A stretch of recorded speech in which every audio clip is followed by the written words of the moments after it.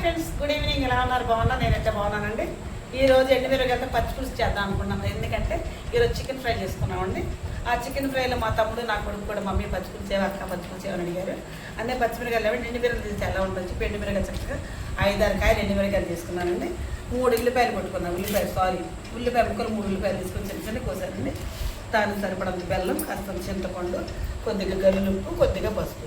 ఇప్పుడు ఫస్ట్గా ఏం చేయాలంటేనండి, ఈ మిరపకాయలు తీసుకున్నాం. ఫస్ట్ మనం ఈ మిరపకాయలు తీసుకొని చేతులకి ఈ గల్లుప్పు వేసుకుందాం. ఈ గల్లుప్పు వేసుకొని కొద్దిగా పసుపు వేద్దాం.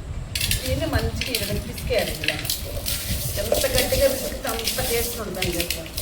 అది ఇందులోనే ఉంటుందండి పచ్చిపులుసు. వెనక మా మామకాలంలో అయితేనండి పొయ్యి మీద కాల్చి చేసుకున్నానండి పచ్చిపులుసు. పచ్చిపులుసు కాంబినేషన్ చాలా ఉంటాయండి. ఆమ్లెట్ వేసుకొని తినొచ్చండి, చక్కగా ముద్దపప్పు వేసుకొని తినొచ్చండి, చికెన్ ఫ్రై వేసుకొని తినొచ్చండి. ఏ ఫ్రై కూర చేసుకున్నా కానీ కూడా పచ్చిపులుసు చాలా మంచిదండి. ఇంకోటి ఇలా పిసికాం కదండి, ఇందులో ఉల్లిపాయ ముక్కలు కూడా వేసేయాలండి. ఈ ఉల్లిపాయ ముక్కలు కూడా ఇట్లా పిసుకారండి. ఎంత ఎక్కువగా పిసికితే అంత టేస్ట్ అండి. ఇలా ఈ విధంగా పిసికేయాలండి. చూసారా? ఇలా పిసికేసారు చక్కగా. దీంట్లో కూడా మనం ఫస్ట్ చింతపండు నానబెట్టుకున్నాం కదా, చింతపండు తీసి తీసుకున్నాము. సరిపడా చేసుకుందామండి. చక్కగా ఇది ఇలా పిసికేసి చింతపండు సరిపోసారు. అసలు పచ్చి పులుసు ఉంటుందంటే అసలు తింటే వేడి వేడి అన్నంలో వేసుకొని చక్కగా కమ్మగా భలేగా ఉంటుందండి. ఇంకోటి ఏంటంటే మాసం కొన్నాడు కూడా మనం అంత అన్నం పచ్చి పులుసు కానీ నీడచారు కానీ లేదా రసాలు లాంటివి పెట్టుకున్నప్పుడు మంచిగా అనిపిస్తుంది. ఇప్పుడు ఇది పోసుకున్నాను. ముందు పోసేసిన తర్వాత దీంతో పాటు బెల్లం కొట్టుకొని ఉంచుకున్నాను కదా, ఈ బెల్లాన్ని కూడా వేస్తాం. ముందులో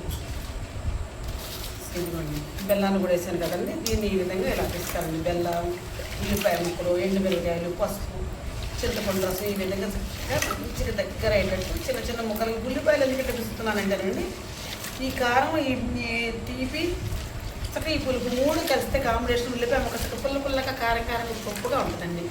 ఇప్పుడు ఇందులోకి చికెన్ ఫ్రై చూపిస్తుంది మీకు. చండి చూసారా? పచ్చిపులుసు ఎంత బాగుంది చూసారా? సూపర్ కుదిరినాయి. చక్కగా పుల్లగా కారంగా తీగా ఉన్నాయి. దీంట్లో కాంబినేషన్ చికెన్ ఫ్రై అండి. చక్కగా ముందు బాయిల్ చేసి ఉడకబెట్టేసిన తర్వాత చక్కగా ఉల్లిపాయలు పేస్ట్ చేసేసుకొని మంచిగా చేసింది మా పాప. చూడండి అలా బాగా కుదిరింది. గ్రేవీ కూడా మంచిగా ఉంది ఈరోజు. అసలు ఈరోజు పిల్లలు ఇష్టంగా తింటారండి. పిల్లలు ఏంటంటే నేను వేసి నాకే ఇప్పుడు తింటే బాగుండాను అనిపిస్తాను. అంత టేస్ట్ ఉందండి పచ్చిపులుసు కూడా. చాలా బాగుంటుంది పచ్చిపులుసు ఫ్రై కూడా. నేనైతే ఫ్రై ఈ విధంగా చేసుకుంటానండి. పచ్చిపులుసు ఈ విధంగా చేస్తాను. నేను పచ్చిపులుసు కూర చేసే విధానం మీకు నచ్చితే నాకు ఒక లైక్ ఇచ్చేయండి ప్లీజ్. సబ్స్క్రైబ్.